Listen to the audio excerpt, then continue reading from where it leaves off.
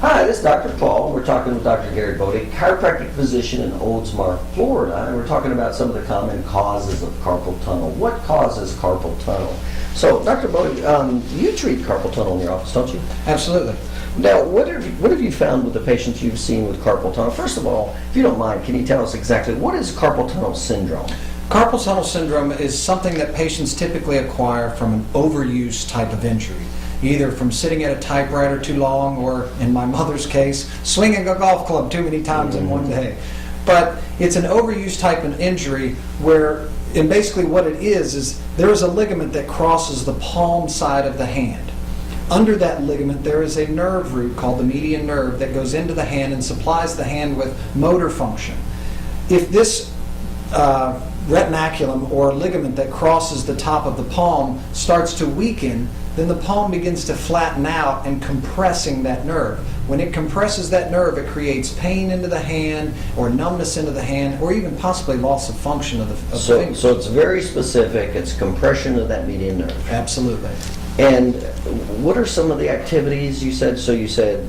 some of the common causes, typically the most common is we see are patients who, because in our society today we see it so much, are patients that work on computers for long periods of time every day. People who are constantly typing on a computer, who don't have they're bored of their computer in the right position, causing an irritation to that median nerve.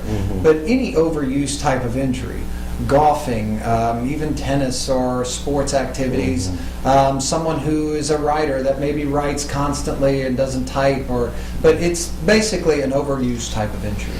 Okay, and if you don't mind, let's talk about what can be done for that.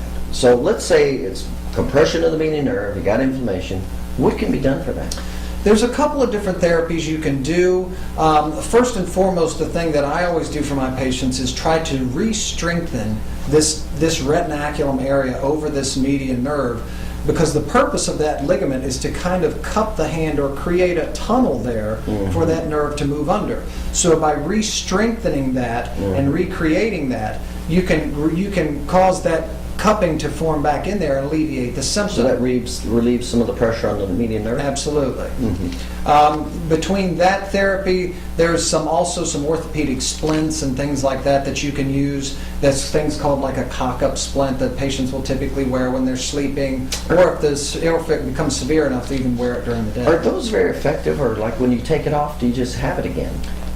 Typically they'll help to give some relief, but most of the time the relief you get is while you're wearing the splint. Right. And once it comes back off, it's not addressing the root cause of the problem, it's just alleviating a symptom. It's very similar to saying, gosh, I have pain in my hand because I have a nail sticking in it, and let me take 3 aspirin. Boy, my hand doesn't hurt so bad. But it doesn't take the knife out of the nail out of your hand. Right, that makes sense. Now, what are some of the other therapies you would use? So you would strengthen the muscles. What else would you use? You can use some ice therapy as well. You can use some ultrasound to help alleviate What's that do? What's ultrasound do? Ultrasound, basically, it's a way of using sound waves in not in a diagnostic way, but in a therapeutic way. And by changing the frequency, you get to this therapeutic type of sound wave that goes into the area here. It applies basically a deep warming or heating effect into the area, helping to alleviate and give some soothing tension or traction into that area of the wrist. Okay. Is that something where some of your other therapies that are electronic based would help? It can, especially something like electric muscle stem or things like that, where you can actually kind of block some of that pain by a neurological block pain, if you will, just by using some of those types of therapies as well. Okay. Any other therapy? So you would use the ultrasound. So it sounds like you're really focusing on decreasing the inflammation and strengthening those muscles. That's really the most you can do for that. So many patients that come to me and say, oh yeah, I'm going to have surgery for my carpal tunnel. I always tell them, try some of these therapies first. Try to strengthen the retinaculum or that ligament up before you just go straight to surgery.